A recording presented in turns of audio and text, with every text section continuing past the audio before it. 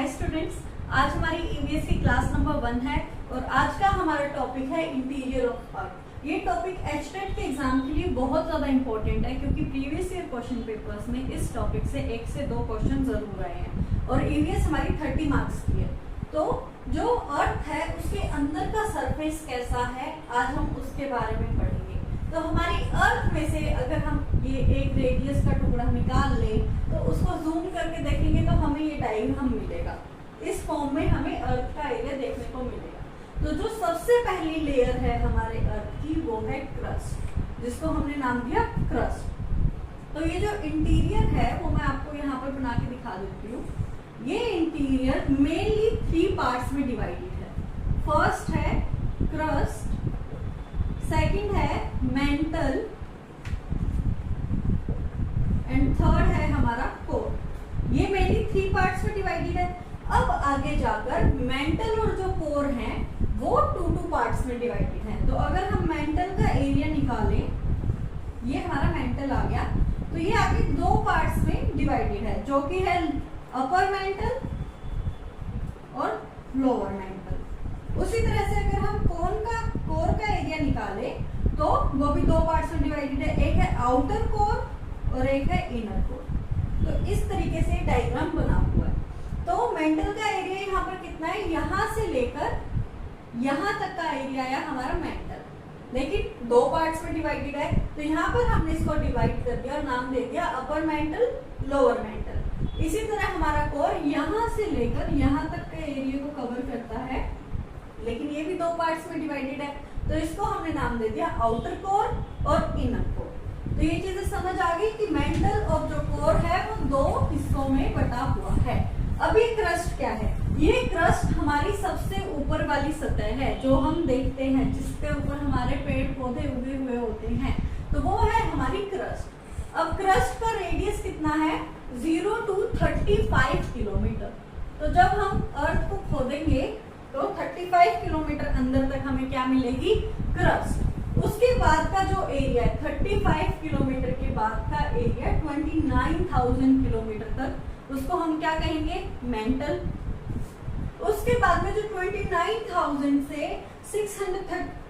6,371 kilometre का जो area है उसको हम कहेंगे कोर, और ये बीच में डिवाइडेड है।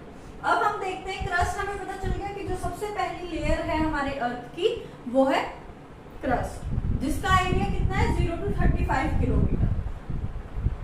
उसके बाद में आता है हमारे पास मेंटल। अब ये 2 पार्ट्स में डिवाइडेड है, अपर मेंटल, लोअर मेंटल। तो जो अपर मेंटल है वो उसकी रेडियस क्या है? 35 से लेकर 700 किलोमीटर तक। ये हमारी क्या आ गई? Upper mantle. तो उसका सेकंड पार्ट अगर हम देखें तो उसको हमने नाम दिया लोअर मेंटल। और लोअर मेंटल कहाँ से स्टार्ट होती है? 700 किलोमीटर से 2900 किलोमीटर तक हमारी आ गई लोअर मेंटल।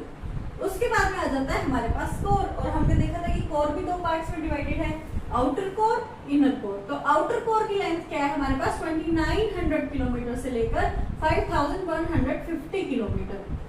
और उसके बाद में हम बात करें इनर कोर की तो वो आ जाता है 5150 किलोमीटर से 6371 किलोमीटर।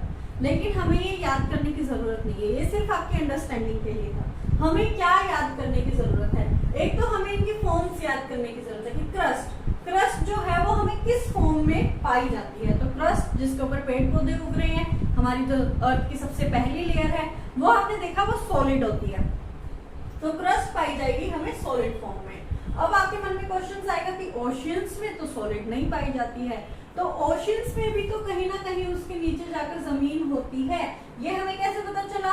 जो टाइटैनिक शिप थी वो डूबकर कहीं नीचे सिंक हुई ओशियन के अंदर, और जहां पर उसका मलबा हमें पाया गया तो वो क्या था?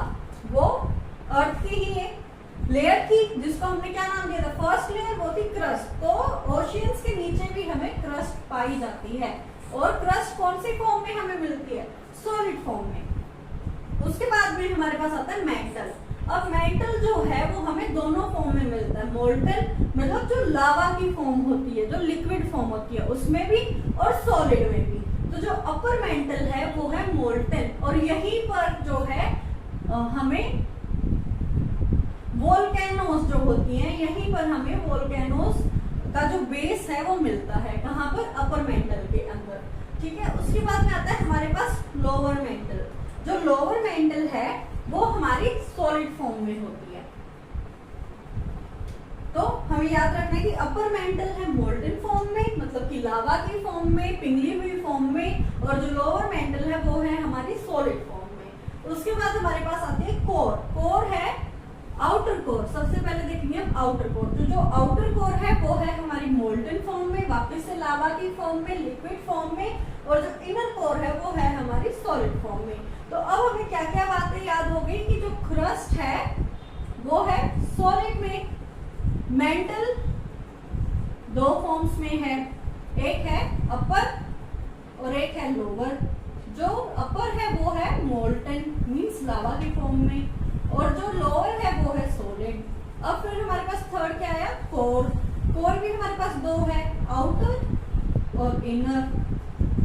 तो जो आउटर है वो हमारे पास है मोल्टन फॉर्म में, लावा की फॉर्म में, पिघली हुई फॉर्म में, और जो इनर है वो है हमारे पास सॉलिड। अब हमें क्या याद रखना है, जो हमने पहले देखा कि जो क्रस्ट है वो सबसे पहले तो फर्स्ट लेयर है हमारे अर्थ की। उसके बाद में ये इसका रेडियस कितना है, तो इसका रेडियस है 0 to 35 किलोमीटर। अब कोर जो है वो इनर मोस्ट लेयर है हमारे अर्थ की। इनर मोस्ट मतलब सबसे आखिरी जो लेयर आएगी वो कोर की आएगी।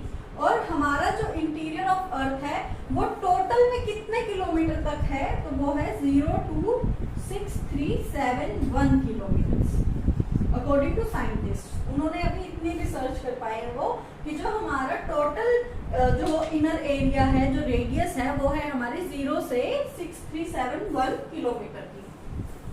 अब हम देखेंगे कि सबसे ज्यादा क्वेश्चंस कहाँ से पूछे जाते हैं। जो मोस्ट इंपोर्टेंट पार्ट है इस टॉपिक का वो है इन सभी लेयर्स के अंदर मिलने वाले मिनरल्स के बारे में।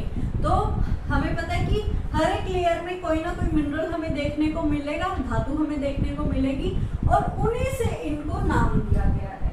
तो हम देखते हैं क्रस्ट। क्रस्ट को हमने नाम दिया सियाल का। हमसे ये पूछा जाएगा कि क्रस्ट को हमने किसमें अबंडेंस में माना है, कि क्रस्ट के अंदर कौन से मिनरल्स अबंडेंस में मिलते हैं जिसकी वजह से इसका नाम सियाल पड़ा। या फिर हम ये भी कह सकते हैं कि other name for crust is, तो वो हो जाएगा सियाल। यहाँ पर सियाल क्यों नाम पड़ा, क्योंकि क्रस्ट के अंदर हमें सिलिका और एल्यूमिनियम जो था वो ज्यादा मात्रा में दिखने को मिला, तो इसीलिए क्रस्ट को हमने क्या नाम दे दिया, सियाल। यहाँ से क्वेश्चंस हमें पूछे जाएंगे कि सियाल कौन सी लेयर है, तो जो सियाल है वो है हमारी क्रस्ट। फिर हम देखते हैं मेंटल को। तो पूरी मेंटल को लेकर हम साथ में चलेंगे, तो उसको हम कहेंगे सीमा। क्यों? क्योंकि यहाँ पर हमें देखने को मिला सिलिका और मैग्नीशियम। यहाँ पर सिलिका और मैग्नीशियम बहुत ज्यादा मात्रा में पाया गया, तो सीमा कौन हो गई, सीमा हो गई हमारी मेंटल, सिलिका और मैग्नीशियम की वजह से। उसके बाद में कोर को हमने क्या कहा, नीफी। तो नीफी क्यों हुआ, क्योंकि हमें कोर के अंदर सबसे ज्यादा अबंडेंस में कौन से मिनरल देखने को मिले, वो था हमारे पास निकल और फेरस, तो इसीलिए कोर को हमने कहा नीफी, और वो हो गई हमारी कोर। तो हमसे क्वेश्चन ऐसे भी पूछा जा सकता है कि निकल और फेरस कौन सी इंटीरियर ऑफ अर्थ में पाया जाता है, तो वो हमें मिलेगा कोर में, हम कोर मार्क करेंगे वहां पर। हमसे अगर पूछ ले सिलिका और मैग्नीशियम कौन सी लेयर में पाया जाता है इंटीरियर ऑफ अर्थ में, वो आ जाएगा मेंटल में। अगर हमसे पूछ ले कि सिलिका और एल्यूमिनियम किस में पाया जाता है सबसे ज्यादा, तो वो आ जाएगा हमारी क्रस्ट में। इसके बाद हम ये भी कह सकते हैं कि कोर के अंदर कौन से मिनरल्स हमें ज्यादा देखने को मिले, तो वो होगा निकल एंड फेरस। नीफी से याद कर लेंगे हम। मेंटल के अंदर हमें कौन से मिनरल्स ज्यादा मात्रा में देखने को मिले, वो होगा सिलिका और मैग्नीशियम। और क्रस्ट के अंदर हमें कौन से मिनरल ज्यादा देखने को मिले, तो वो था सिलिका और एल्यूमिनियम। तो इस तरह से इस टॉपिक से हमसे क्वेश्चंस पूछे जाते हैं, और प्रीवियस ईयर क्वेश्चन पेपर्स के अकॉर्डिंगली इस टॉपिक से एक क्वेश्चन जरूर आता है। तो मैं आशा करती हूँ कि आपको मेरी वीडियो अच्छी लगी होगी। अगर वीडियो अच्छी लगी तो प्लीज वीडियो को लाइक कीजिएगा, चैनल को सब्सक्राइब कीजिएगा। Thank you.